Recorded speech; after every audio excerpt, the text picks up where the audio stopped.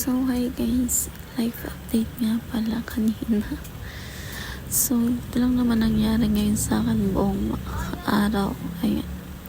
Tanghaling ganyan. And papunta kami niyan sa Nugan. Or else sa tawag ng iba is sa lupa.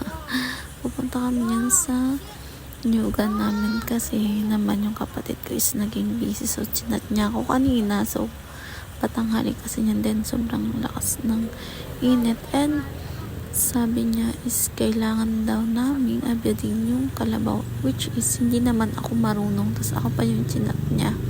So ayan, andyan na kami sa namin, sa lupa namin. Then pinupuntahan na namin yung kalabaw namin guys. And alam nyo yan guys, ayan yung pamangkin ko yung naghihila ng kalabaw kasi naman hindi ako marunong guys.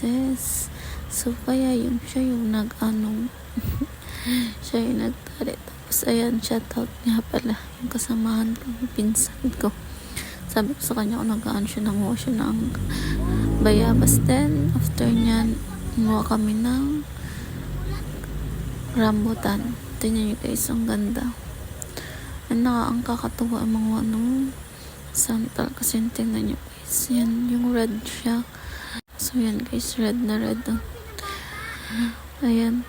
Then diyan kami nanguha, sila yung may-ari, si Teresa. Height nga pala kay Teresa.